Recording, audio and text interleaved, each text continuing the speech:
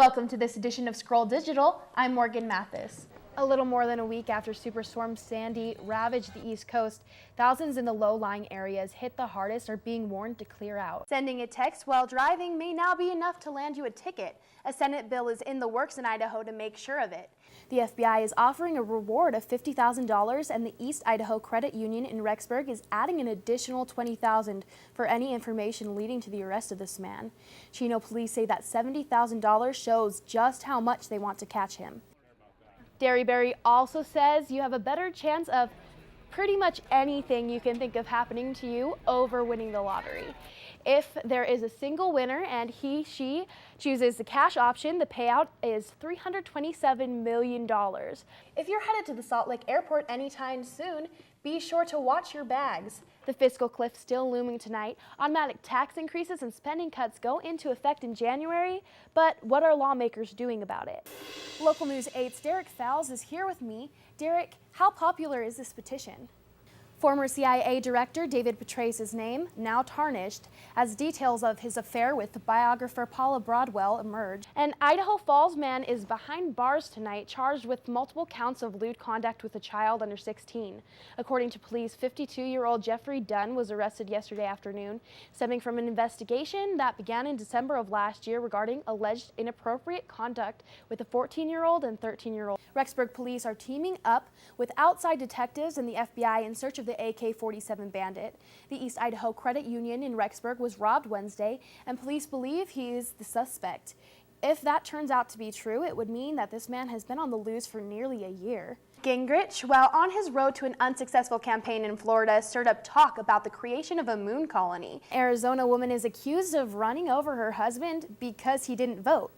It's called an isolation booth, and pictures of that device taken at an elementary school are getting a lot of attention.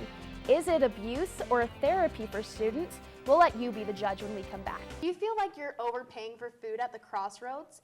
Andrew Murdoch found out that you might actually be saving some money. Mitt Romney is back on top of the GOP primary race. And just to show you how Rexburg can party, last weekend I was able to attend the Hemming Village Block Party. Let's take a look. Top leaders in the Church of Jesus Christ of Latter-day Saints are congratulating President Obama for winning a second term. The church's first presidency and the Quorum of the 12 Apostles also said they commended Mitt Romney for engaging in the high levels of democratic process and said they wished him and his family success in the future. Idaho National Lab site workers are, of course, a very large part of our eastern Idaho community. Historically, some workers have been at a higher risk for certain illnesses because of the work they do. Detecting illnesses early can make all the difference. Thanks, Denise. Now, if you're anything like me, you could be wondering what to do over the 3-day weekend out here in Idaho. The best news is that we have so many attractions here in eastern Idaho, you won't be left out in the dark. A proposal from the board regarding the $3 million supplemental levy has not yet been made. The board will discuss it further at their next meeting on January 9th. The Crossroads was full of students last Saturday night. They came to hear and watch students perform in the Acoustic Cafe. Our reporter Tracy Flatt has more. Election 2012 is now in the books, and the relief of some campaign season is finally over. For one presidential candidate, today is the first day of a fresh start, and for the other, it's back to Washington and back to work. So what does this mean for Americans, and what lies ahead? A Montana company announcing an agreement today to acquire Fairpoint, Idaho, which provides data and voice services for thousands of people in eastern Idaho. One California couple has their hands full with triplets. We'll tell you more about this special delivery next. Right now I'm behind Deseret Industries, and you can see behind me a field is on fire. With the 60-mile-per-hour winds, it's expected to cause some issues. The Whites have an estimated 80,000 bees working their hives. Here in Spore 271, a new type of desk is being tested. We're here at Dora Erickson Elementary School, where Biggest Loser contestant Moses Kinney came to share with students what it is to live a healthy lifestyle. But the city trash cans and these dumpsters are only the beginning of our trashest journey. Summer or fall, the people of Upper Valley, Idaho gather in a farmer's market to share their goods with the community. Here at Madison Memorial Hospital, volunteers from BYU-Idaho are showing second-grade students that it's not so scary to get checked into a hospital, but they're doing it in an unusual way, with teddy bears. According to Rexburg police, theft claims from BYU-Idaho students are on the rise. It has become such an issue that the city of Rexburg has passed an ordinance making it illegal to text within a crosswalk. Now, if you do decide to text within a crosswalk, that decision could land you.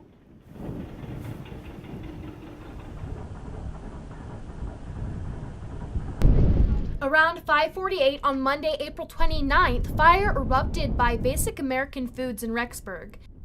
Firefighters and police officials were at the scene fighting the blaze. Right now I'm behind Deseret Industries, and you can see behind me a field is on fire. With the 60-mile-per-hour winds, it's expected to cause some issues. Fire Chief David Davis says that the fire was nobody's fault. According to Davis, Basic American Foods keeps piles of wood chips to fuel their boiler, and it was that 15-foot-high pile of bark that combusted. This year, it was, they had a month that they weren't able to use the pile, and so it actually grew, and it got wet inside, and then it started heating up, and the bark was composting, and the heat with the wind just was a factor. It could happen anytime, as long as it's not being used. The fire spread from the sawdust to the roof of Basic American Foods. Sparks also briefly threatened a Tesoro gas station and a trailer park. 21 people and 8 trailers were evacuated until the fire was deemed under control. Fire crews returned to the scene the next morning to find that there were some remnants of the fire being fueled by the wind, but they have been able to completely put it out. Reporting from Rexburg, this is Morgan Mathis, Scroll Digital. With a vegetable garden, berry bushes, chickens, and a turkey, Brayton and Janine White from Idaho Falls are striving to become more self-sufficient. I've been trying to be prepared. Oh, well. The need to be not dependent on commercial agriculture. Their latest pursuit at independence has produced quite the buzz on Facebook. Janine White is the moderator of the Facebook page, Beekeepers of Southeast Idaho. Being a new beekeeper a couple of years ago, I decided that I wanted to try to get a few more people that I could affiliate with and converse with about beekeeping and see what kind of interest I could drum up in maybe getting a beekeeping club going here in this area.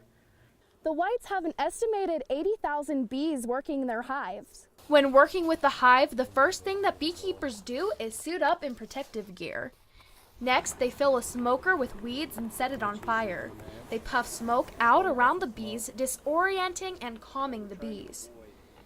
They check the hives to make sure that the queen is actively laying more eggs to keep the hive alive. When the honey is ready to harvest, they manually remove the wax caps on the honey. Next, they extract and filter the honey. They finish off by storing the honey in buckets or jars. The Whites say that their hives can produce as much as 15 gallons of honey, with enough honey left in the hive to allow the bees to live through the winter. Although it's hard work to become self-sufficient, to the Whites, the reward is sweet. Reporting from Idaho Falls, this is Morgan Mathis, Upper Valley, Idaho.